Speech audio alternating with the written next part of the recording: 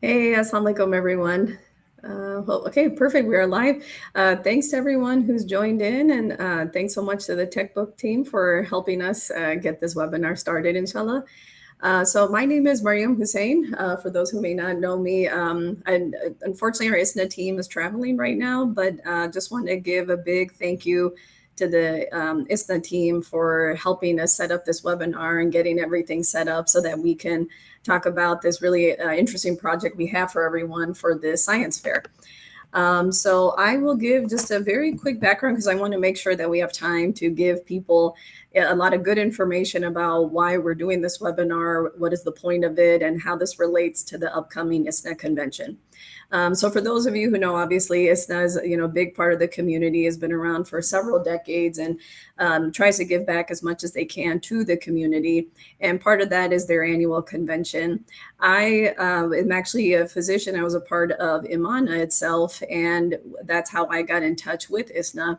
And they were very kind last year to entertain the idea that I had about doing a science fair. Now, a lot of people have gone to different Islamic schools and growing up in the States or wherever, and some of your schools may or may not do science fairs.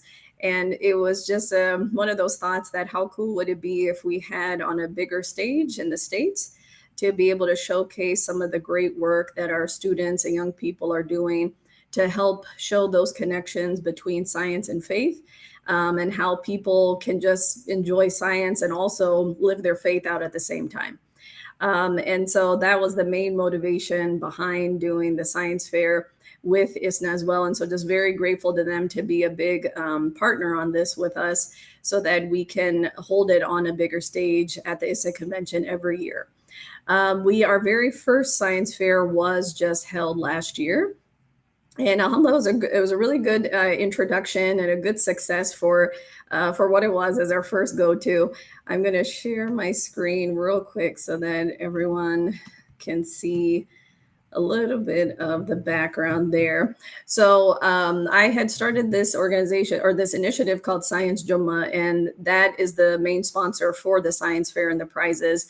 But as you can see here, these are some of the images that we had of the fair itself, where we had a lot of students from the surrounding Dallas area come over and present their different science topics.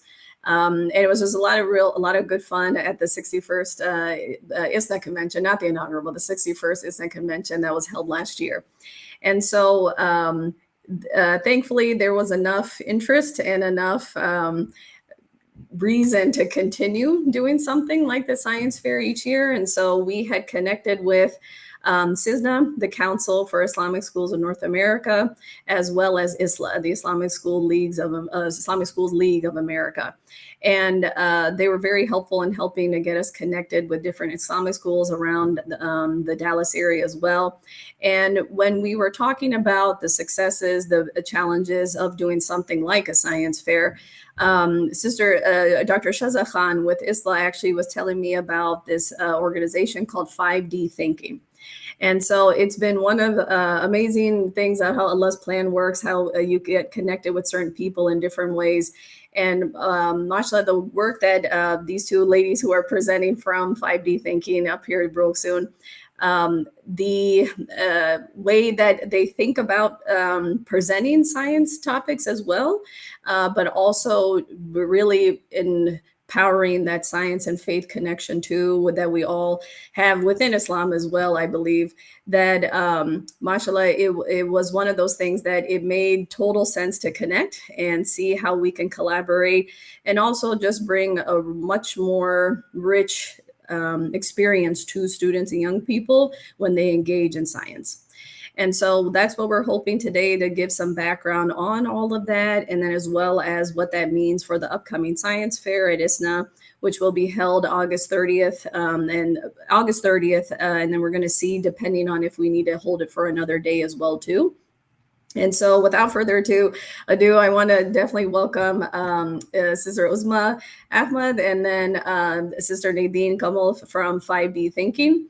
They, like I mentioned, they both have been working on focusing on Islamic education, and they're the main people behind this 5D Thinking. And I think it'll be a really enlightening experience for our students will be submitting, and then just giving a good background before we get into the logistics of the science fair.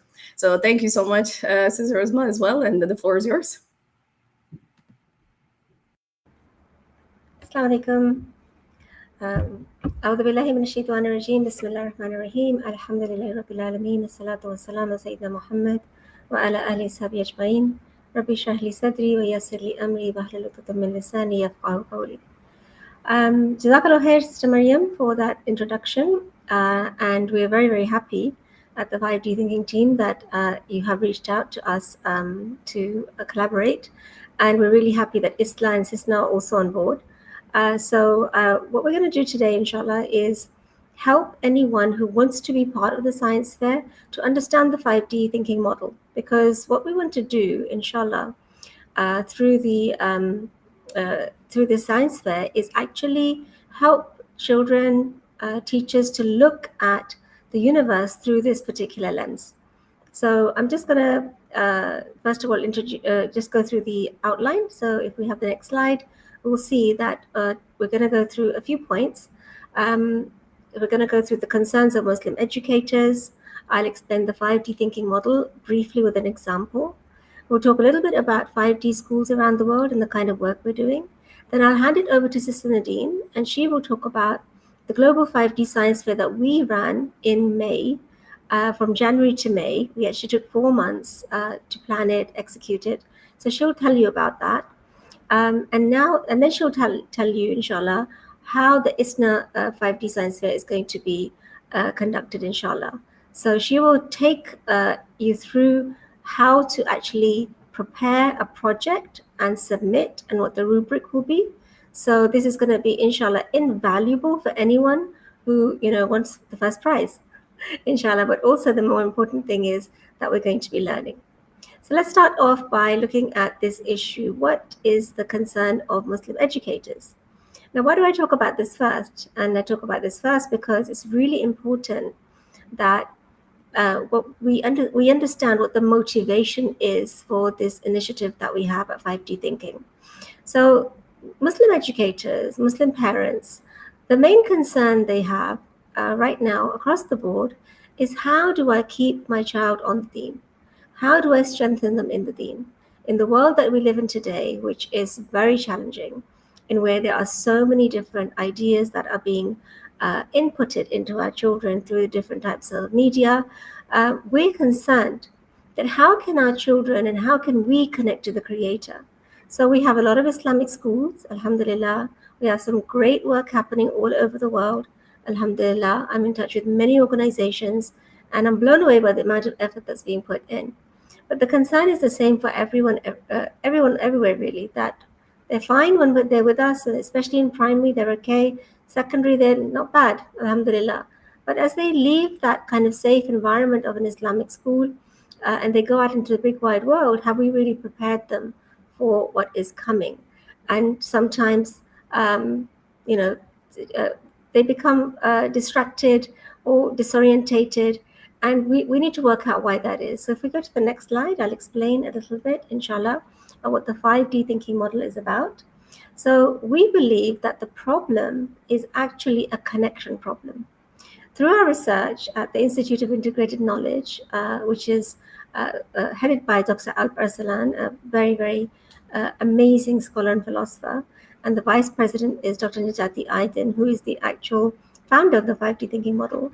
So in their research, they discovered, or they came to the conclusion, that the connection with the Creator and Sustainer has been severed, but not only severed, misconnected to scientific concepts which have a specific ideology.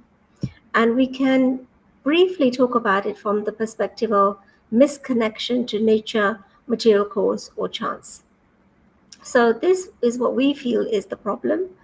And we feel that all knowledge, if it does not connect to the Creator, it's not useful. Now, this does not mean that with every lesson we are opening the Quran and Hadith and adding a lot of that in. It does not mean that. You can do it if you want to, but that's not what we're talking about. We're talking about an actual change in thinking. which leads to us having a false idea of who Allah is. So some people might have the idea that Allah subhanahu wa ta'ala started everything, started creation, and then he just let it be. He just let it move as it wants to develop, evolve, etc. And he set some mechanisms, he set some systems. So this is called deism, and we think that this is a very dangerous concept. And this concept has actually, where did it come from? How is it that Muslims went from a state where they had a really deep understanding of knowledge and the universe and a deep connection to the Creator in what we know as the golden age of Islam? And even after that, for many centuries, Muslims were at the forefront of knowledge. Even during the Uthmani Khilafah, they were at the forefront of knowledge. There were so many things happening at a time when people tend to think that it was a declined state. However, there were so many different discoveries, and there was no disconnection from the Creator. There was no problem in understanding that only Allah subhanahu wa ta'ala creates and sustains everything. So where did this problem come from? So if we look in the next slide, we believe that if we look at the secular ideology that rose after the so-called Enlightenment, in the 17th century, that there was a gradual disconnection from the Creator. And you can kind of say it went in the stages that you can see on the slide: disconnection through physical science, biological science, political, economic, and then human science. So if we look at physical science very briefly, so if you want to know much more about this, you can jump in to one of our training sessions, inshallah, or you can go on YouTube and find some of our free webinars which are there. We'd love to tell you more about this, but I will have to be very brief here. So with physical science, when Newton understood and discovered the concept of gravity, it seemed that he had almost created the concept of gravity, because scientists took it on board, and slowly, they started to replace the need for a creator with the force of gravity. That if gravity can explain everything, if everything is happening according to gravity, then that means gravity is what's holding things together and not a creator. So if you look at this concept, the role of the Creator is being confined then to either nothing, that His doesn't even exist according to secular scientists, or He started the system, but then He doesn't really have much to do with it because He made all the forces. He made all the forces, and the universe undergoes different stages and energy transfers and black holes, etc. And then through that you have the universe evolving and growing. Then the same thing happened in biological science. When Darwin, in his study of the Galapagos Islands and the finches, he talked about natural selection. And he said that, very briefly, he talked about how species evolve and the fittest survive, and they adapt to their environment. So again, if you're now talking about adaptation and you're talking about natural selection, then that means that something is automated. It's something that's happening either genetically or because of environmental and biological factors, and things are happening over time slowly. So again, there's no need for a creator then. If you are focusing on that and saying that this is the cause, this is what's happening. So again, a disconnection from the Creator. And then with political science, John Locke and his 4 freedoms and democracy, the whole society became desecularized. So it became secularized. The removal of the Creator, of God from law and the church from the state. But more importantly, this led to the changes in the education system. So the education system within the political systems of the West became very much geared towards presenting the secular ideology as the truth, as the only way of life. And we know that Eurocentric ideas became prominent in this education system, and European scientists became the ones who were leading, and nothing previous to European science is ever discussed in the West. So we see this again, this gradual disconnection from the Creator. Then we see it in economic science, we see it in human science with Freud. So I'd love to talk about it in a lot of detail, but I don't have the time to do that. So now this gradual disconnection from the Creator, what does it mean for me in a classroom, or me with a textbook, or a child with some educational resource. If we go to the next slide, what this means is that we then are attributing everything that happens around us to Mother Nature, material causation, or chance. So the 5D thinking model has been designed to actually explore science in the way it's meant to be explored, without all of this hidden agenda, without all of this allusion to a force called Mother Nature.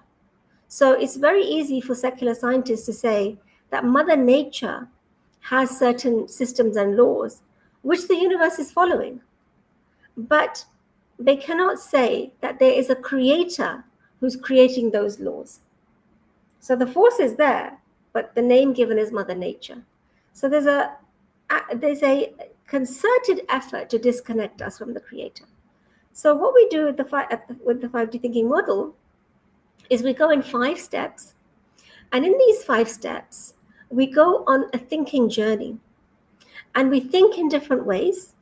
And when we think in different ways, we desecularize the science, and we use questions to conclude that nothing can create itself, that nothing is due to natural laws, and nothing is due to solely material causes.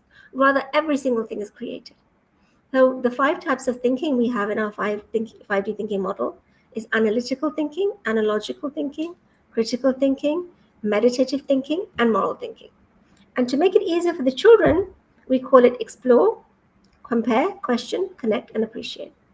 And what I'm going to do is, using an example of the water cycle, I'm going to take you through the 5D thinking model. So if I have the next slide. Okay, so let's start at the top. Now, in the explore part, here's where the science should come in. And this science should not have any secularism attached to it. It should not be based on science. It should simply be what science is supposed to be, which is an observation of what is happening in the universe. Now, how do we see the water cycle in the universe? So we see that water evaporates, and in order for it to evaporate, it needs the sun. And when it evaporates, at a certain temperature, it can form clouds, and then those clouds need the wind to move them. And then those clouds will bring rain in different places. So we'll get the rain through these clouds, and then the rain will go into mountains, rivers, lakes, etc. And then the cycle will continue in that way. But what we want to show here is we want to show that it's not actually something that is happening by itself, but we do not want to mention that there is a creator right now, because it's a science lesson. What we want to do is we want them to explore what's happening. So we want to rephrase things and reword things to take away power from the sun, to take away power from the wind, and indeed even to take away power from the water molecules themselves. So if we think about it, what would be the reason that water molecules would know that they need to evaporate? How would that be possible? How would they know that the temperature is correct for them to evaporate? So because they're unconscious molecules, they would not know that. And how would the sun know that it has a job to play? It needs to be there in order to evaporate this water. How come we have got the sun at a perfect distance to the earth so that all of the wonderful things we observe can happen? So what we want to do in this stage is we want to just talk about the water cycle as the different steps that we can observe. So we can see evaporation, and we can see that evaporation is faster on a hot day. We can see condensation, and we can see rain, and rain can fall, or snow can fall, or hail can fall. So we can talk about all the different types of things that can come through the clouds. And then we can talk about how important this water is for life in the mountains, life in the forests, life in the oceans. And we can see that this is an important phenomena, and we just understand what are the steps in that phenomena: that evaporation, condensation, precipitation, collection, and runoff. And we would draw the diagram, and we would maybe do some experiments. Now what we want to do is we want to go into our second step. And in order for us to understand who is the creator of this water cycle, we don't just want to say that it's Allah subhanahu wa ta'ala. We want to use analogical thinking. And analogical thinking is an important methodology that the Quran uses in order to explain certain things to us. So in the analytical thinking part, we need to find something made by humans that resembles what we observe in the water cycle. So in the water cycle, the water becomes cleaner, it becomes purified and ready to drink. So if we compare it to a desalination plant, when you have a desalination plant, you take in seawater, it goes through all these different processes, and then it comes out as pure water. And what we would help the students understand is that it's a man-made invention, and it needs an immense amount of knowledge, skill, and resources to build, operate, and maintain. And we could show them a video of what goes on in a desalination plant. If you're very adventurous, you can take them on a school trip there. But the idea is to help them to see how the desalination plant is so precise and is built based on knowledge and skills and resources. And the reason we want to do this is because when we go to our third step, which is critical thinking, we want to ask them questions by comparing the two things. We want to ask that, would a desalination plant just appear out of nowhere? Or would it evolve over time? With the bricks, the cement, all the different things you need within it, the pipes and the tanks of water, etc., all of those things, would they just evolve from different materials that are on the earth? So children would say, obviously, that's not going to happen, because they know through their knowledge that a building is made by a builder. And they know that this process of the desalination would require people, a whole team of people doing so many different tasks. So you want to, using critical thinking, help them see that it's not going to happen through a natural process. So we would actually be negating nature in this process, in this discussion. And then we would also talk about material causation. Can these materials come together by themselves? Why would they do that? How would they know that they need to do that? And then finally, could it happen by chance? Is it just by chance that the desalination plant just happened to be there? So if these are not the reasons for the desalination plant to come into existence, then why do we think the water cycle, which is way bigger, and way more useful, why would we think that it just happened by itself? That is Mother Nature so kind to give it to us? Are the sun and the clouds and the atmosphere so kind that they are giving us rain? No, there's something bigger happening here.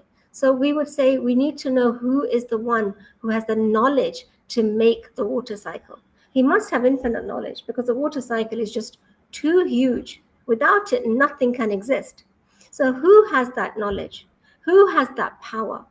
And then we go to the fourth step, which is called meditative thinking. And here we are connecting. So in order for us to help the children discover one creator, we say that we talk them through this idea that, look at how for the water cycle to exist, so many other things need to exist. So obviously you would need water first. Then you would need the sun. You would need the atmosphere. You would need pressure, atmospheric pressure. You would need the wind. So you need so many different things. And you also need gravity. You also need the Earth to be at the specific distance from the sun. So therefore, you would need the entire solar system. And in fact, we argue that you would actually need the entire universe. And this shows that the interconnectedness of the water cycle with the universe shows that whoever made the water cycle made the entire universe. So there must only be one creator for everything. And every single thing within this water cycle is limited and dependent and totally dependent. It doesn't have any power of its own. It's totally helpless. So it must be dependent on that one creator. So in this step, we discover one creator with infinite power, infinite knowledge, and the will to make this happen. And then through looking at the water cycle, we ask, what can you know about the creator of the water cycle through it? So when we see that the water through the rain provides for all living creatures, we see mercy. So we see Ar-Rahman and Ar-Rahim. We see Ar-Razak.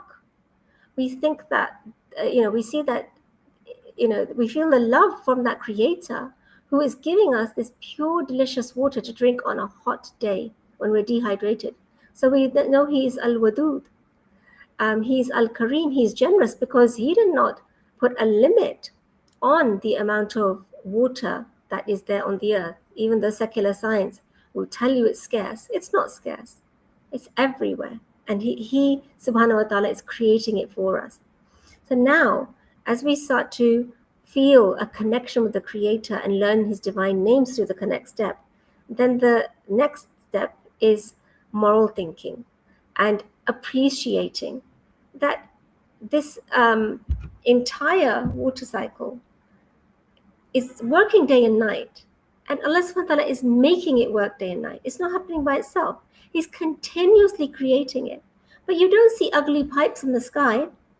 You don't see that, there needs to be lots of money invested into it. It's just there. It's for free. It's a gift. And if it's a gift, then when someone gives us a gift, we thank them. So you must do shukr. So in this step, we go to the dhikr, remembering Allah is the creator of the water cycle. Fikr, reflecting how nature, cause, and chance cannot bring it. And shukr, that He gave this to us. And we would ask, what would happen if there was no water? What would happen if water was not tasteless and colorless and odorless? What if it was black and tasteless? And what if it was black and bitter, or green and bitter, or purple and bitter, or purple and sweet? We don't always want the sweet drinks. So the fact that this creation is so perfect, not just for humans, but for every single living thing, and the entire earth and the entire universe, shows that its creator is most majestic and deserves to be worshipped and deserves that we give back. So through our morals, through our behavior, we thank Him. And so we can actually learn character lessons through the water cycle. So that's the last part of the 5D thinking model, where we go in this journey of exploration, this journey of thinking and questioning and concluding and actually, connecting with Allah subhanahu wa ta'ala in such a deep way that now we want to learn from the water cycle. In the same way the water cycle is always there, we can learn that we should be there for people, that we should never let anyone down. In the same way that so many elements are needed to make the water cycle happen, we can say that teamwork is something that can bring good results. So these are just two examples. And so then at the end, we would conclude with a verse of Quran, a hadith, or a dua.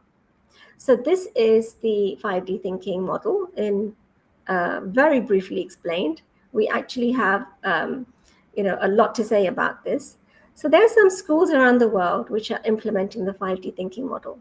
So we have 3 pilot schools. Initially we had Shakhsiya in the UK, House of Wisdom in Pakistan, and Al Falah in South Africa. And now, after different trainings that happen around the world, we have spread out to, as you can see on the map, India, Malaysia, Indonesia, Egypt, Turkey, Netherlands, Canada, US.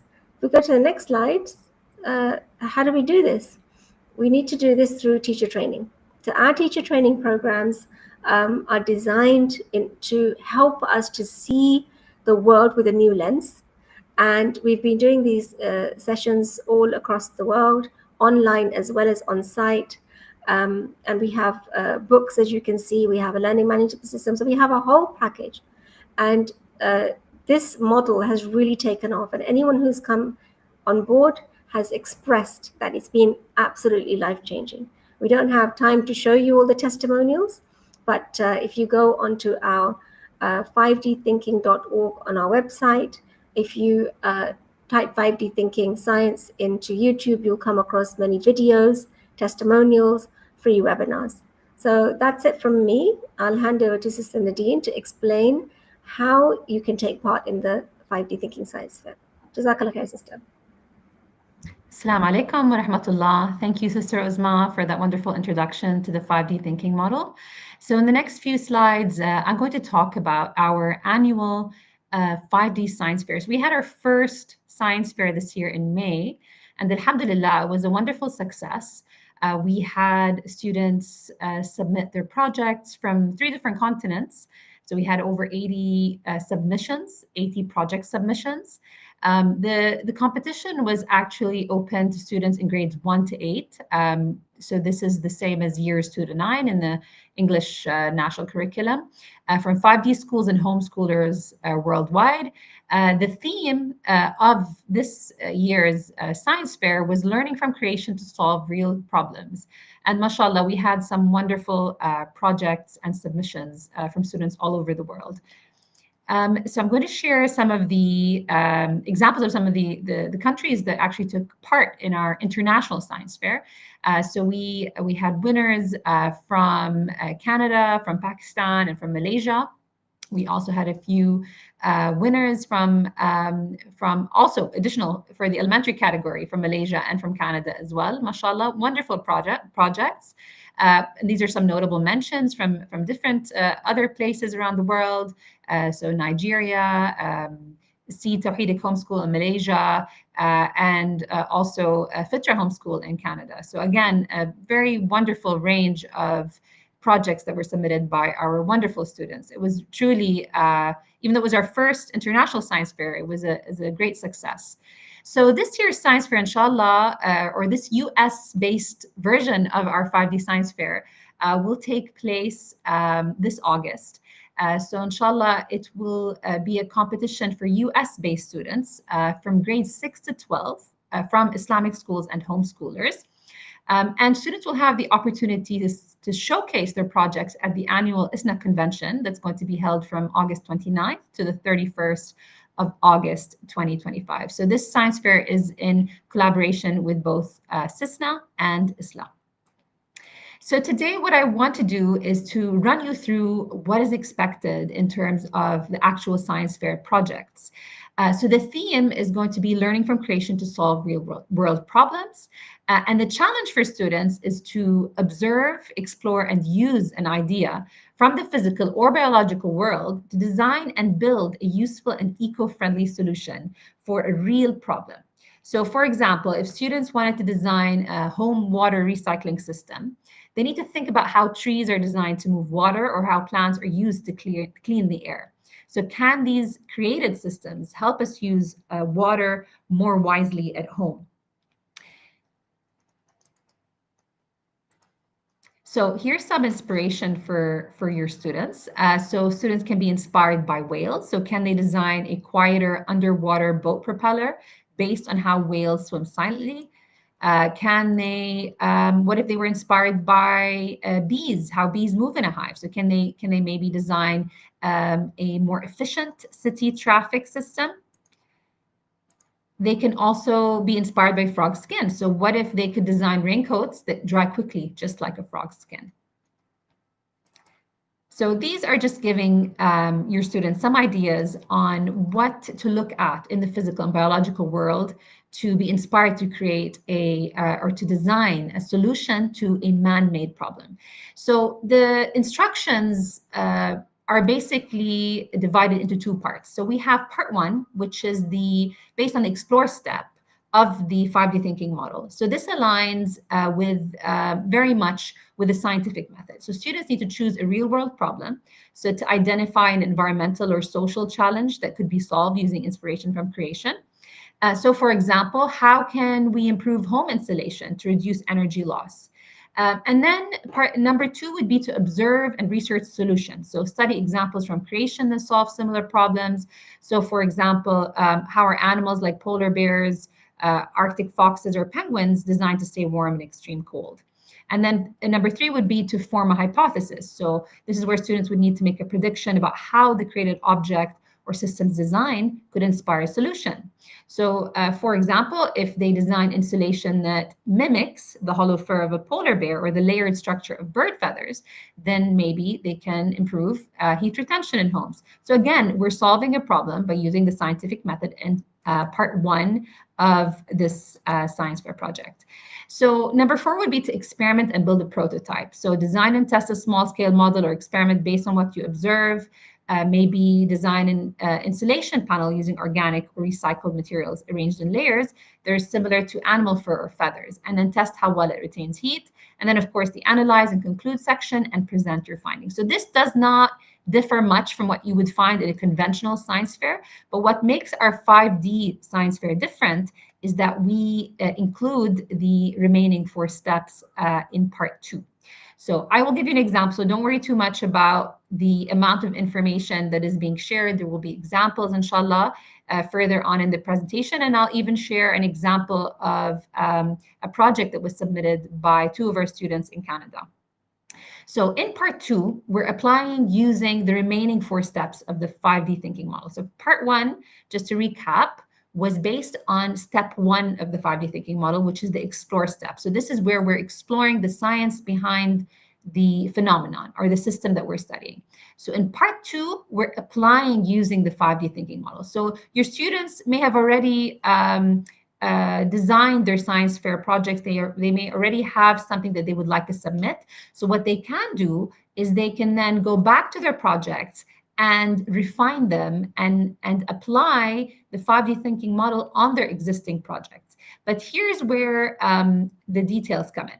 So the compare step is how does their solution to the problem compare to the created biological or physical design? So what are the similarities and differences between them? So for example, if they designed some sort of insulation material, how would that compare to the fur of a polar bear or the feathers of a bird? And then the question step involves critical thinking. So here's where they need to ask, can nature, cause, or chance create or control the phenomenon they observed? With the connect step, they're looking again, as Sister Uzma mentioned, at the interconnectivity and the interdependency between the creation that they studied and the way things in the world work together. So what divine names and attributes do we see reflected in this phenomenon? And with the appreciate step, this is all about moral thinking and character development and divine reflection. So how does the creation you studied reflect wisdom, balance, or beauty? What are the personal lessons that the student gained from studying this particular system or phenomenon? And does the project inspire appreciation for the amazing designs and systems in the world? So how can you show dhikr, fikr, and shukr through your project? So what are the evaluation criteria? So we're looking at innovation and originality. So is the idea unique and innovative? Does it effectively apply principles in creation?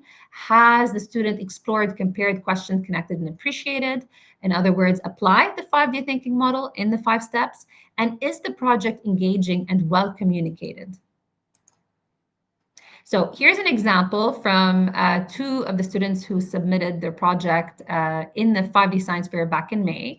And Lujain and Raihana are actually from Tarbiya Learning Academy in Ottawa. And they were some of the winners in the 5D Science Fair, mashallah. Their project did very well. The actual presentation doesn't do their project justice, but mashallah, this is just an example so that you have something to refer to when thinking about what you need to do to submit the science fair project through this science fair. So the girls, what they decided to do is they wanted to design a circuit that mimics bioluminescence. So they thought their hypothesis was if they design a circuit that mimics bioluminescence, it would help save money, electricity, and the environment. And so what they ended up doing was that they looked at Peltier tiles, and they found that Peltier tiles generated electricity using the Seebeck effect. And so they looked at the science behind how the Peltier tiles worked. They found out there were 2 types, and then they thought about replacing batteries with Peltier tiles because Peltier tiles they found would not harm the environment as much as non-renewable methods, and they were also much more affordable. So again, they found a solution to a real-world problem that was environmentally friendly, and then they shared, of course, the materials they used, their procedure. They shared pictures of the actual procedure, their data and observation. So again, you can see the scientific method applied very well. And this is really important because later when we look at the rubric, you'll see that we need to not only apply the scientific method, but then again apply the 5D thinking model as well. So again, they looked at bioluminescence. So here's where they compared the Peltier tiles, which were a man-made system, to a creation of Allah, which is bioluminescence. So then they looked at it carefully. They looked at what enzymes are involved to result in bioluminescence in certain organisms. And then they did a side-by-side comparison. So remember, this is in line with the second step, which is the compare step. So they looked at the similarities and the differences between them using a Venn diagram. They then applied the question step. So they asked, can it be by coincidence that the metals of the Peltier modules have excellent thermal conductivity, high mechanical strength, and good electrical insulation properties? And then they answered their question. So no, Allah has created the different materials used to make the Peltier tile so perfectly to be used for the seeback effect. And then they also compared it to, or they also asked questions about bioluminescence. So could it be by chance that some creatures have bioluminescence and some don't? And so there's this good critical thinking that they demonstrated in this step. And then they moved on to the interconnectivity step through step 4, which is the connect step. And they showed how bioluminescence and the tiny plankton that make it, that are all linked to the ecosystem and the universe at large. And because Allah created the fish, he must have also created all the other the creatures that live in the water and the humans that benefit from them, and how even the smallest plankton is connected to the entire universe. So again, this was a grade 7 science fair project, and I thought it was done really well. They also showed what divine names of Allah are reflected in bioluminescence. They also then applied the 5th step of the 5D thinking model, which is the appreciate step, and they showed us what they learned from it. So what traits did they develop? What are the character lessons and values that they gained from studying this creation? And how did they show dhikr, fikr, and shukr as well? So again, it was a very well thought out, well designed project. The girls were, mashallah, they presented really well, and it was a wonderful, wonderful project overall, mashallah. So again, this is what we're looking for. This is a sample, and this is something that maybe you can use to guide your students on how to apply the 5D thinking model to either their existing science project, or if they would like to make a new science fair project just for this science fair, that would also be amazing. I think they have a little over 2 weeks. I think Sister Maryam will give you more information on the deadlines and when and how to apply, inshallah. So this is the rubric that we use to judge the science fair projects. Please do ask Sister Maryam for details, and inshallah she'll be able to share this with you so that your students will have some type of guideline on what we're looking for and what the judges will be looking for at the fair, inshallah. So I'm going to hand over to Sister Maryam to give you more details about the logistics in terms of where to apply and how, and about all the other details and logistical elements. Amazing. Jazakallah khair. Thank you so much, Sister Rosma and Sister Nadine. That was just fantastic. So I even though I've heard this before, I feel like I learned more again. So it's definitely helping a lot. But again, thank you both so much, and then for the collaboration as well. So I hope that was helpful for everyone too. And before we get into the Q&A and to be able to answer any more specific questions, I want to make sure that I can, as Sister Nadine was articulating, that to be able to share some more information about the actual logistics. So this is a flyer that the flyer for the actual science fair itself, and we'll make sure that this gets sent out and disseminated so that everyone can have access to the same information. But in case it's a little bit difficult to see, just with just how big for size fitting and everything, that just to also show that there are a lot of people working on this, which is what is really exciting about this collaboration. Obviously, outcomes come from Allah, but it's been grateful. One thing that's been really grateful out of this process is that we've been able to collaborate with so many interested people in the same goals. And so first and foremost, again, IISNA itself, then 5D thinking as well. AMSET, which is also a part of IISNA as well too, but focusing on science, engineering, and technology. NIMS, the Nagami Institute for Islamic Medicine and Science, for which I was on the board as well, just so that any sort of conflict of interest, their acknowledgement. But they focus a lot on the history. And so hoping that, again, being able to have any and all sort of relationship with the pursuit of science, and how Sister Rosma was talking about the golden age. And so NIMS definitely wants to see that pursued more as we go into the future. And ISLA and CISNA, as I mentioned. As Sister Nadine was talking about, that with the science fair being held at the actual ISNA convention, so the main date is August 30th, and depending on the number of submissions, we can also open it up to the next day, August 31st. For those who might be able to join, especially if you're going to be in the States around that time or traveling to Chicago around that time, it is at the Donald E. Stevens Convention Center in Rosemont, Illinois. So getting into more of the specifics, so I'll leave this slide up a bit so that people can access the QR code as well. But as Sister Nadine and Sister Rosma went through it as well, very clearly about the requirements too. So the thing that we definitely want to reinforce is that this is not meant to be either secular or hyper religious. This is actually what we feel like Islam has promoted throughout the generations, that always connecting your deen and dunya together, and then being able to live our lives in that way. And so the requirements being that definitely need to have a very solid background science topic, as Sister Nadine mentioned in the rubric, and we'll make sure to send that around as well too, but also pairing that with their part 2, their 5D model thinking about how do you connect to the creator. And that will be reflected in the sign up forms here via the QR code. So then we'll make sure that that gets added as well. The current submission deadline, and I know it's a little bit late this year, and so we're hoping, inshallah, again, we'll learn each year and try to make this better for the students and participants. The current deadline is Sunday, August 10th. But however, if there is any, obviously I know it can be kind of tough with school starting up. And so please don't hesitate that if a student is really interested, there might just be a little bit of a delay.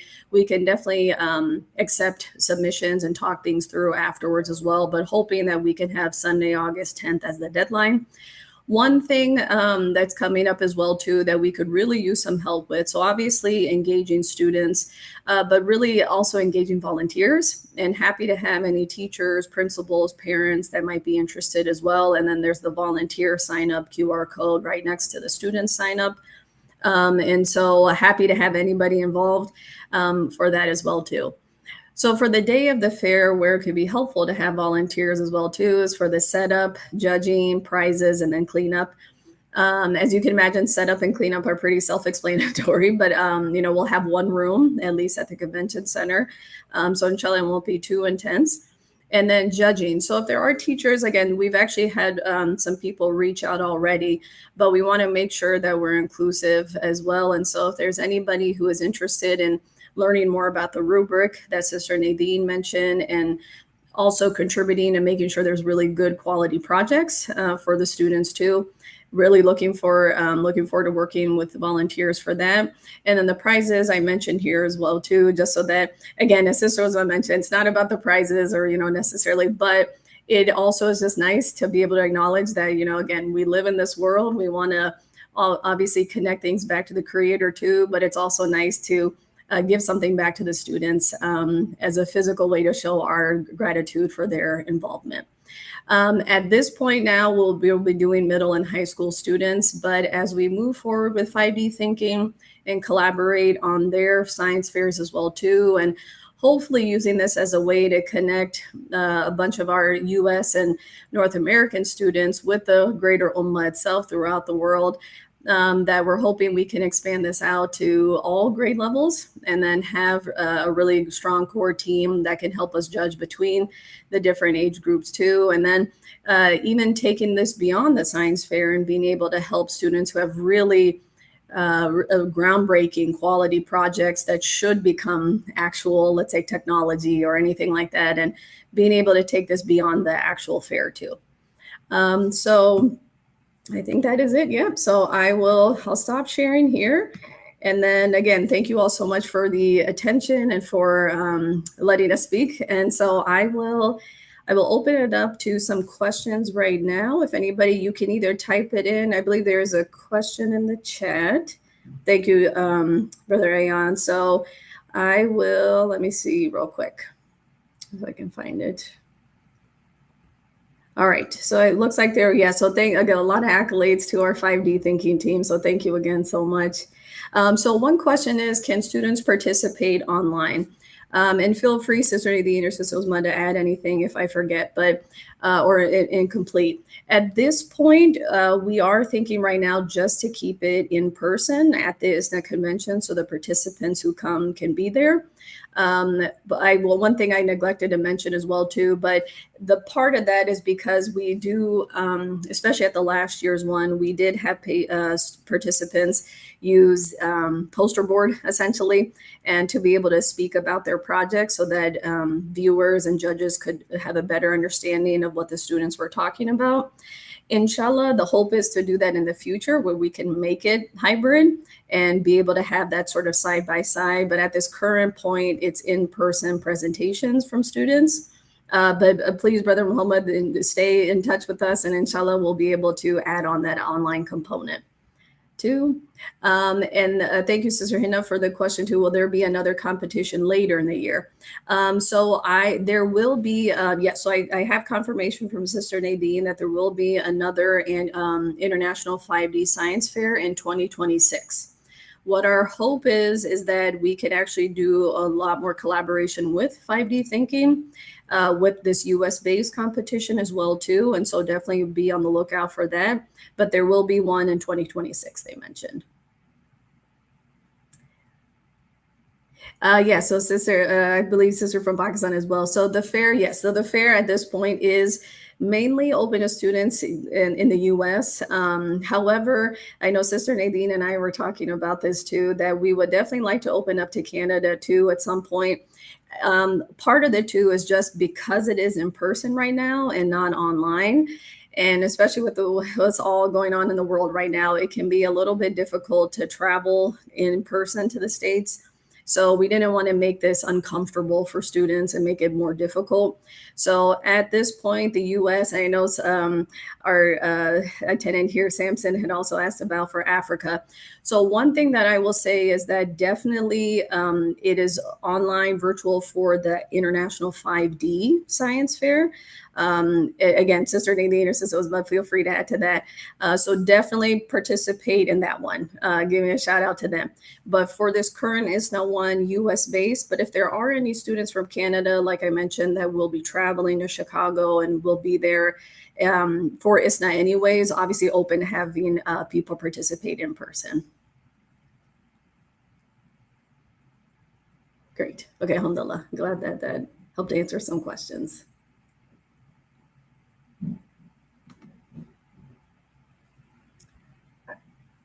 Let's see. Thank you all for the questions. It's good to be able to answer in real time.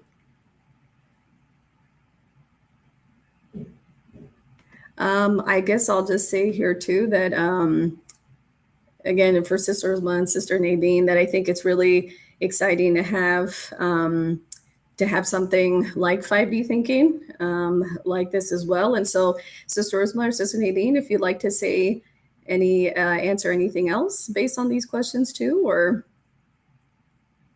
Can you hear me? Yes. Oh, there I am. Yeah, no, it's amazing actually that right now this is the need of the hour. People are asking questions about, Islam and science, Quran and science, the past, the present, the future.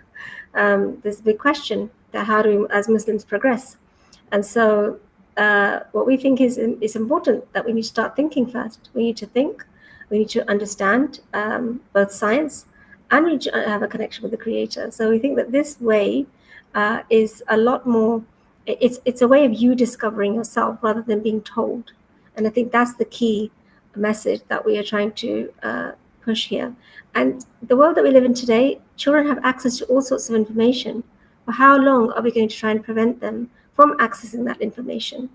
It's better that we have a systematic way of discussion where we can answer their questions and help them to see the truth and the falsehood.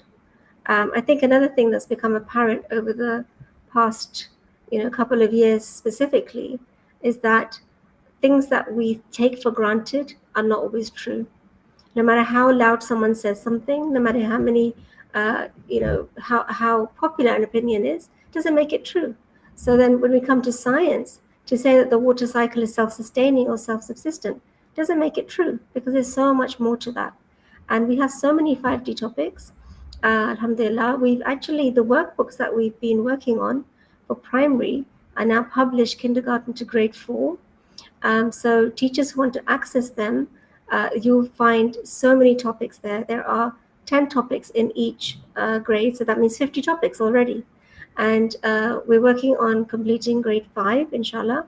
And Sister Nadine is working on middle school 6 to 8. Sister Nadine, would you like to talk about that and the challenges maybe you're facing in some of those topics? Sure. No, well, alhamdulillah, we've been working on it for the past year. So we already have a running learning management system where teachers can actually download PowerPoint presentations and use some of our resources online. But it's a work in progress. It's not easy because we've all, grown up with a certain, let's say, worldview or through our Western education system. And I think even in the Middle East, I mean, most of our schools are based on, your traditional mainstream way of learning science, which is great in a sense, trying to keep up with, the innovation and trying to keep up with the way science is progressing. But then again, we've lost something along the way, right? And so I think this is where 5D comes in. It comes and fills the gap and reconnect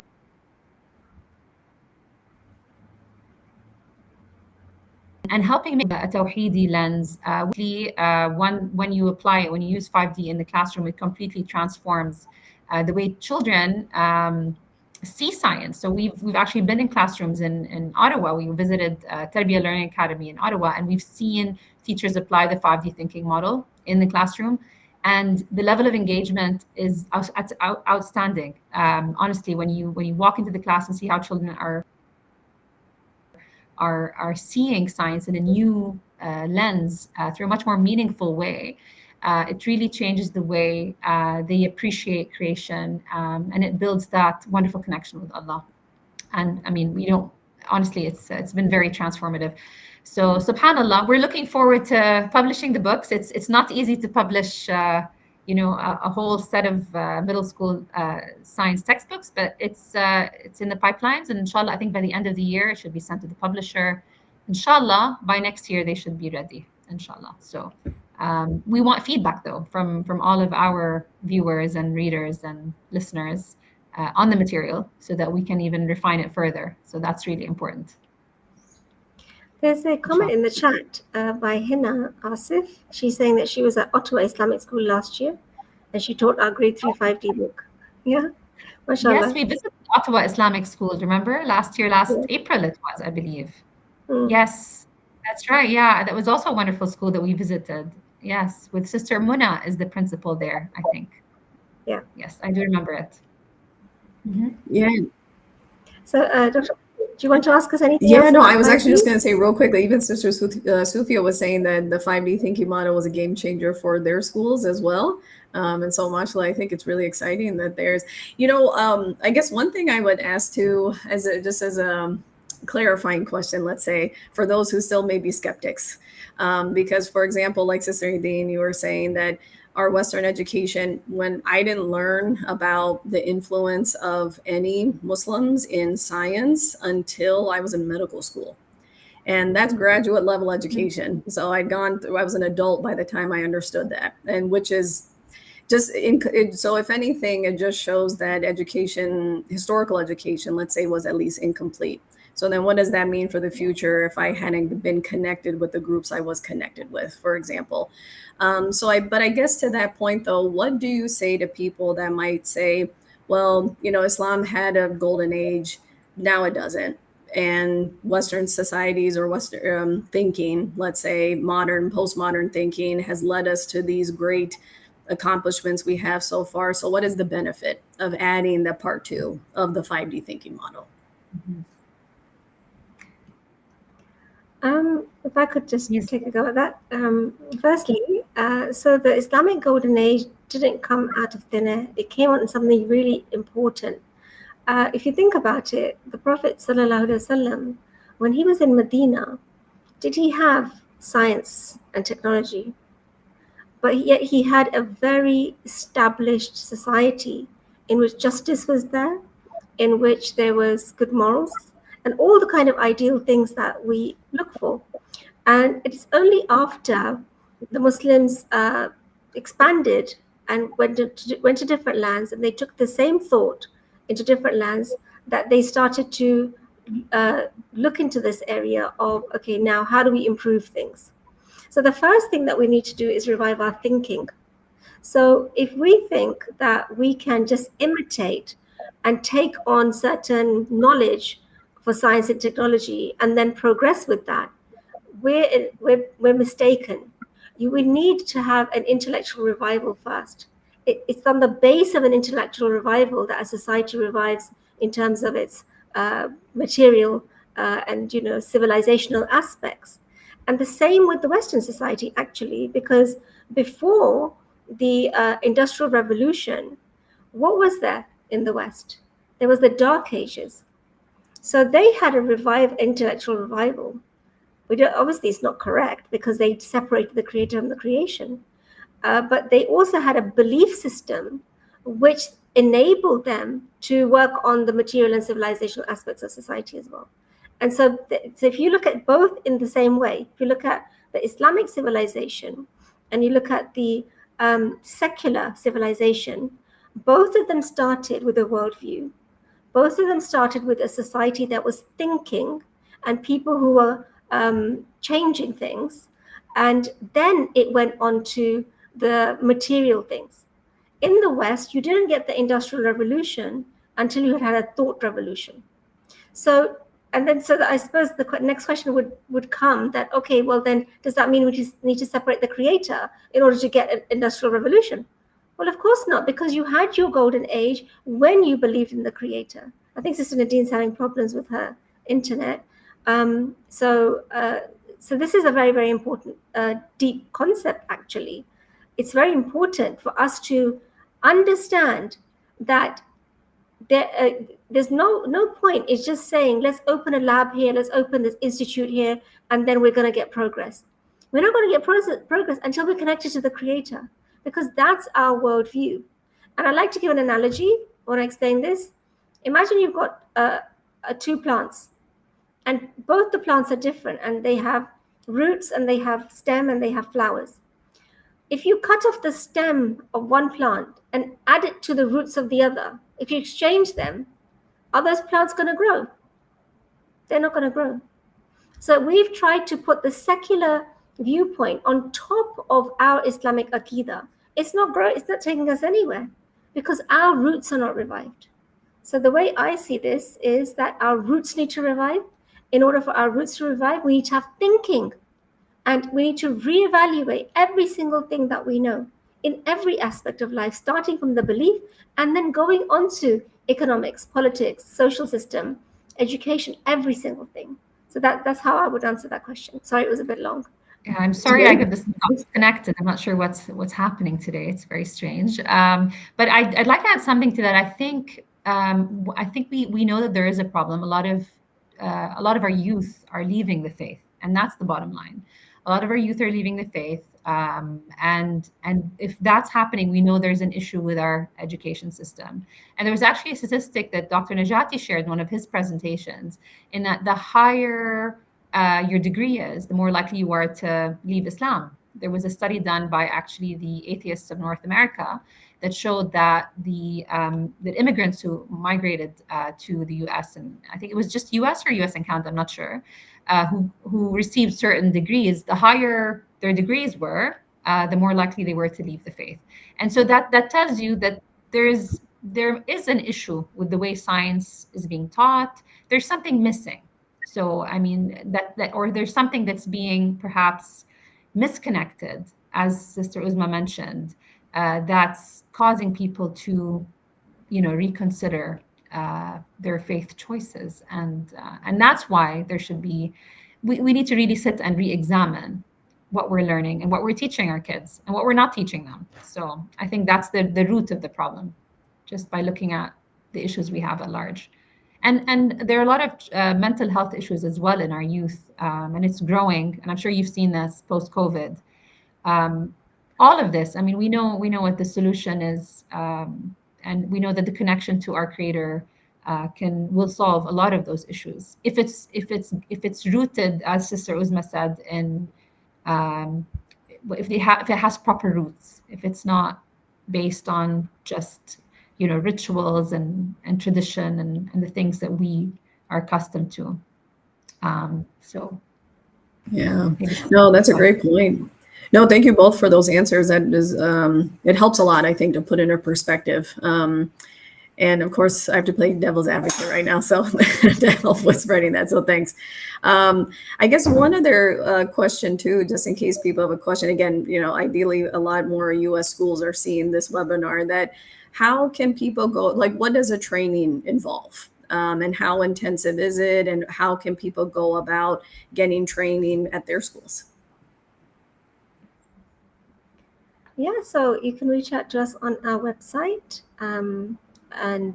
So what we do usually is that we will have like an introductory session, a couple of hours, where we just float the ideas, the main ideas. And if the school is interested, then we would arrange for them either an on-site training, which is 2 days, or an online one. So our program has 12 hours of teaching and then 8 hours of self-study and assignments, etc. Because what we need to do is we need to unlearn and relearn. So I've just finished a 2-day training that I was last weekend. And today we had the same participants. They came onto Zoom and they presented their 5D topics. And this morning, Sister Nadine and I were, giving them feedback. And it was so wonderful to see that in just 2 days, they had completely shifted their perspective. And they were so happy that they had. And I remember on the first day of the training, when I first started, they were like, we're already doing this. We're already talking about Allah. We're already talking about Islam.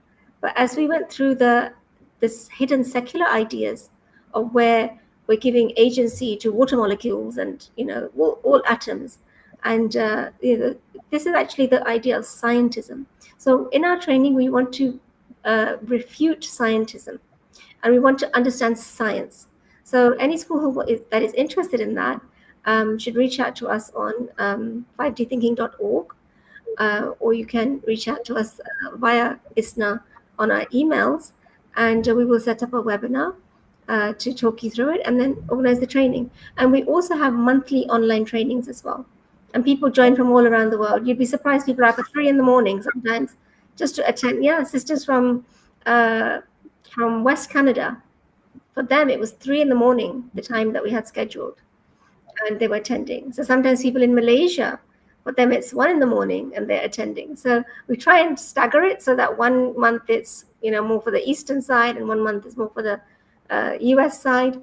But yes, we have about 25 to 30 people usually on our online trainings, and they are spread through the year, and we do travel to different countries to provide the training. Oh, I actually forgot. We have our flagship training in Turkey 3 times a year, August, December, and then April. And so there we have a 5-day program. And that's really if you're a school leader, or if you're a director, or if you're a really passionate teacher, that's where you will be motivated to come. And we have a lovely setting where we can reflect and really go deep.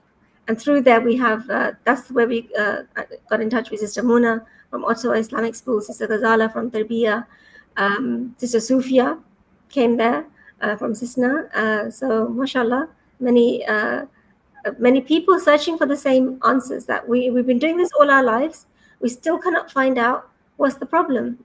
So inshallah, we pray that what we are presenting is a way of solving the problem, inshallah. I mean, no, I think that's great. Just real quick, just to highlight for those who may not be able to see in the chat that Sister Aisha is giving some really great comments about that Allah subhanahu wa ta'ala is the ultimate creator. And so every so-called new development, like you were talking about, is science, but it's essentially by the hukam of Allah. And so he opens more knowledge as the years proceed, inshallah. So, and Sister Sufia mentioning that separating Islam from academic subjects being an issue with part of the, this problem, essentially. So that's fantastic. Yeah. No, not to turn this into a podcast or anything, but especially since we have time. But I guess I'll leave it with one last question, because I asked the question from, let's say, more the secular standpoint, that why do we need to include Islam? Let's end it this way, that, why do you need the secular in Islam, for example? So one thing I hear from people too is that if you don't, especially with the Science Duma initiative I'm doing, so I hear these kind of back and forths, that one of the things is that, well, questioning. So you talk about critical thinking in your process, that if you, you're not supposed to have doubt, and you're not supposed to question Allah, because that is an example of your faith if you can't explain something. So do you ever, or how, I guess, do you respond to that when people may conflate critical thinking for a science project with questioning God? Or is that not there? You're asking some amazing questions, This should mashallah. be a podcast. So, Okay. you should have a podcast, Sister Maryam. I think this is your sign. No, This no. is your sign. Go ahead, sisters. Well, the thing is that, I mean, does thinking mean that we are doubting? Allah subhanahu wa ta'ala asks us to look at His creation, the heavens and the earth, the night and the day, Surah Al-Baqarah, Surah Al-Imran. In fact, there is, every couple of pages in the Quran, Allah subhanahu wa ta'ala will at some point ask us to think and reflect. So we're thinking to connect deeply, to understand, but we are going to be critical about the false lies that are propagated. That water molecules oxygen, hydrogen decide to make water molecules. That's like Disney. It's like it's fantasy. So we question that. We're not questioning the existence of Allah subhanahu wa ta'ala. We're using thinking to connect to Him, and that's the only way to connect. Allah subhanahu wa ta'ala in the Quran, He condemns blind faith. He asks, why do you use conjecture? Conjecture can be of no avail. He doesn't want us to doubt. Our faith, I don't know the word faith either, the word belief. Our belief should be firm. So we should know 100% Allah is the creator. And it doesn't mean that you have to reject the creator in order to come to Him. No, you have that understanding. But what you're doing is you are removing the secular ideas that have covered that faith and distance us from the creator. So imagine if we all started to be so conscious of Allah at every moment in our lives, what would happen? We would be reminded of Him and reminded of His love for us and his what He needs from us, and our desire to go to Jannah and to see Him. So that would then make us into better people. And that is what 5D thinking is about. So it's not about doubts, it's actually dispelling doubts. It's about having a concrete, firm faith. And even the word Aqidah in Islam, it means, it comes from the root word Aqada, which means to tie like a knot, an unbreakable knot. So the Aqidah of Islam has to be unbreakable. And so we need to ask the question, is my Aqidah unbreakable? And if I have a doubt, I need to get rid of that doubt. And how do I get rid of the doubt? By knowing, by connecting with Allah, by looking at creation and everything reminding me of Him. And just as the Quran says, Allah subhanahu wa ta'ala asks us to think, reflect, remember, tatafakkarun, tatadakkarun. Allah subhanahu wa ta'ala says all of these things. Do you not think? Do you not reflect? Sister Nadine, I you want to was add just something? thinking about the question that Sister Maryam asked. This was the earliest messaging we received in, I hate to say this, but Islamic studies classes in school, back when I was in school, that don't ask too many questions. There are some questions you can't ask. There's a limit. And this, honestly, it kills, it kills curiosity, it kills wonder, and then, you never move further than that. So I agree with everything that Sister Uzma said. It's about looking at everything in creation as a sign pointing to Allah, and just looking at even all of our experiences. What is this teaching me? How can I see this through a different lens? what is the lesson, what is the message, what am I supposed to learn from this experiential knowledge, if you may. So that's it. I mean, that's amazing. Brother Muhammad is asking, can you kindly share the information about the upcoming 5D training in Turkey? So it's coming up very soon. Sister So Uzma is getting on a flight in 3 hours, aren't you? I think to go to Turkey. yeah, inshallah. So it's starting on Monday. That's the first batch, and then we have a level 2 happening, and then another batch of level 1. So we do have this in December. So I think what I'm going to do is I'm going to go to the YouTube channel where this is being shared, and I will add my email and our websites in the chat, so you can email me, and then we'll put you on our database, and then you will hear of all our events, inshallah. Awesome. Well, to respect Sister Uzma's travel plans, thanks for that reminder, Sister Nadine. We'll leave it there, and then inshallah, if anybody has any further questions, again, please reach out to the IISNA channel itself, either to Science Juma, to 5dthinking.org. And really looking forward to this science fair, and definitely for the work to come, because I think there's a lot more work to do, and very grateful, alhamdulillah, to be connected with you ladies. So again, thank you all to everyone for joining, and please share the word. Looking for volunteers, looking for student participants as well. Big thank you to the IISNA team for helping to organize all this. Brother Ayan has been an amazing tech support for us, so thank you so much from TechBook. And so, real quick, Sister Hinna's asking, when will you be offering training in Canada, especially Ottawa, Sister Nidhi? I believe, Sister Uzma, there is one happening in August, right? But it's in Edmonton. There is a training. There's one in Kingston on the 18th and 19th of August, inshallah, and one in Edmonton on the 21st and 22nd of August. So that's this coming in a few weeks. So again, reach out to us. I've put my email in the chat in YouTube. So if you just email me, I will send you the details. I mean, Ottawa's not far from Kingston. It's a couple of hours drive. So maybe I hope to see you there, inshallah, on the 18th and 19th, inshallah. Okay, very good. All right, Jazakumullah khair. Thank you so much again, both of you as well too. Sister Uzma, you had given such a beautiful dua in the beginning. If I can impose upon you, do you mind just leaving us with the closing dua, and then we'll end the webinar, inshallah.